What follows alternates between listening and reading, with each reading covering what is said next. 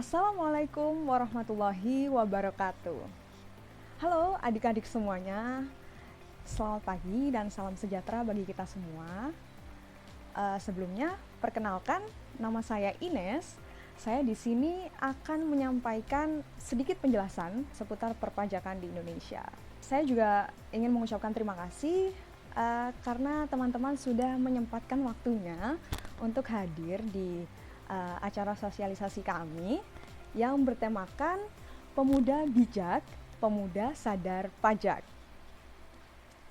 Sebelum memasuki materi, saya mau menjelaskan sedikit nih tentang mengapa sih kita memilih tema Pemuda Bijak, Pemuda Sadar Pajak, gitu ya.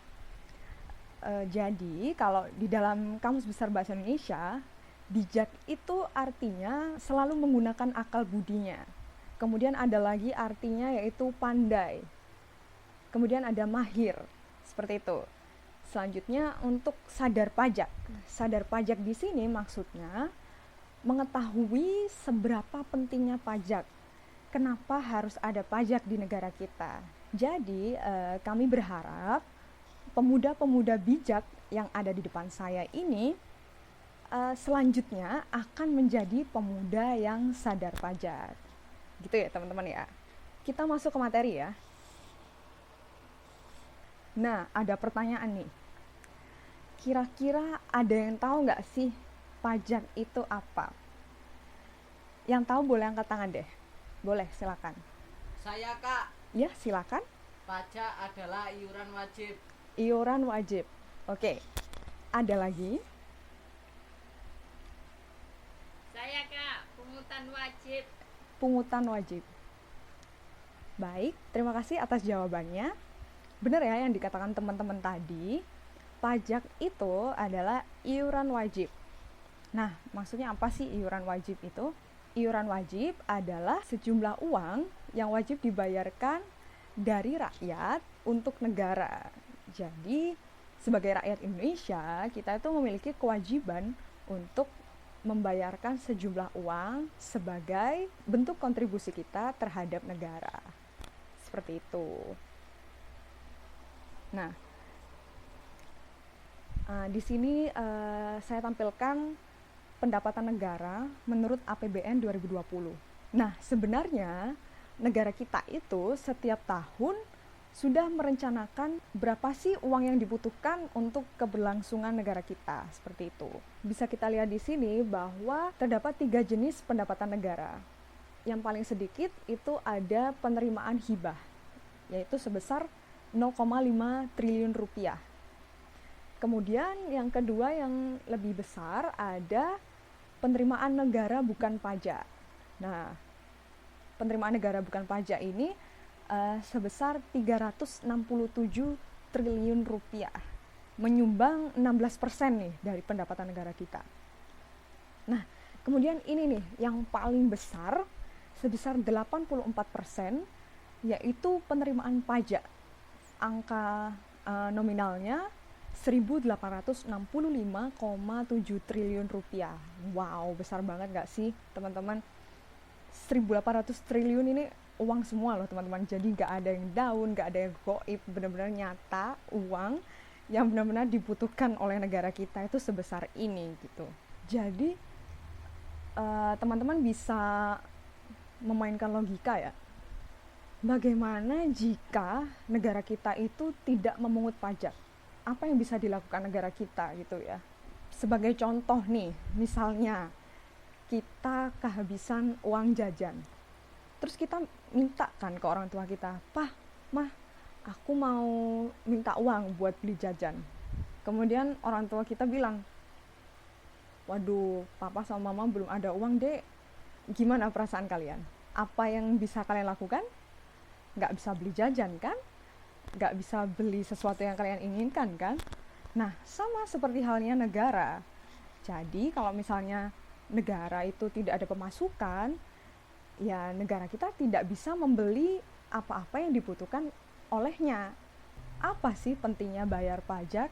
Nah, kalau secara umumnya yang tadi ya, seandainya negara kita tidak memiliki pungutan pajak, maka negara itu bisa bangkrut, tidak bisa membeli apapun gitu. Jadi apa sih yang mau dibeli negara? Apa sih yang mau dibiayai oleh negara melalui pajak? Kita lihat contohnya satu persatu ya.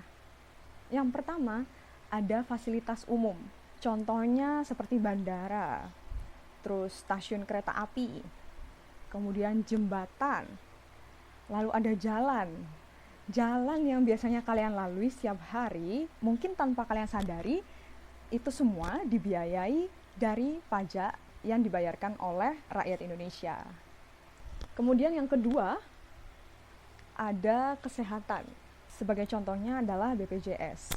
Dengan adanya BPJS, orang-orang yang kurang beruntung, yang sedang sakit, kemudian tidak bisa berobat karena kekurangan dana, dengan adanya BPJS, sangat-sangat terbantu kan. Nah, seperti itu contohnya. Kemudian, yang selanjutnya yaitu ada pertahanan. Uang pajak itu dialokasikan ke pertahanan, itu digunakan untuk membeli misalnya yang ada di gambar, itu ada tank, ada pesawat tempur. Nah, ini tuh dipersiapkan apabila terjadi serangan dari luar negara kita. Kemudian ada pendidikan. Sekolah kalian itu sebenarnya dibiayai oleh negara. Semua fasilitas di dalamnya, termasuk gaji-gaji guru-guru kita, itu juga dibiayai dari uang pajak. Kemudian, kalau ingin tahu lebih lengkapnya, teman-teman pada bawa HP semua kan ya? Nah, sekarang silakan dibuka browser di HP kalian, kemudian ketikkan link ini, kemenkeu.go.id/alokasi pajakmu. Nah, di situ kalian bisa scroll, kemudian kalian bisa dengan lengkap melihat alokasi pajak itu kemana saja sih, selain yang tadi saya sebutkan. Oke, lanjut. Nah, jadi siapa sih yang sebenarnya wajib bayar pajak? Yang wajib membayar pajak itu namanya wajib pajak. Itu ada orang pribadi atau badan. Orang pribadi ini misalnya ya kita-kita ini. Kemudian ada juga wajib pajak badan, ini contohnya kayak PT. Itu juga berkewajiban, ada kewajiban untuk membayar pajak. Oke. Di sini ada jenis-jenis pajak nih. Mungkin teman-teman juga tidak menyadari bahwa selama ini teman-teman itu sudah berkontribusi ke negara dengan membayar pajak. Namanya pajak apa? Coba kita lihat ya. Slide selanjutnya. Pasti sudah sangat familiar ya dengan dokumen ini, namanya apa? Iya benar, ini adalah struk belanja. Setiap teman-teman berbelanja di minimarket itu akan dikenai PPN. Nah, PPN itu salah satu jenis pajak tadi ya, pajak pertambahan nilai.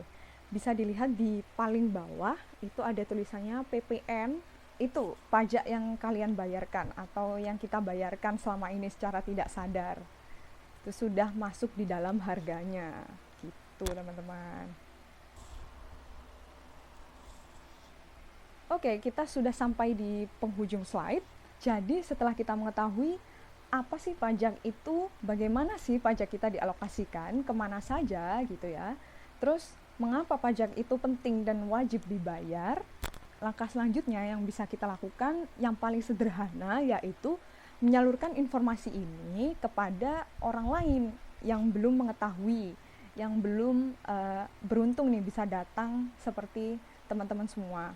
Bisa dengan melalui sosial media mungkin, segampang itu ya sekarang teknologi. Kemudian setelah menyalurkan informasi itu, kita juga tidak boleh lupa untuk menumbuhkan kesadaran dalam diri bahwa membayar pajak itu penting.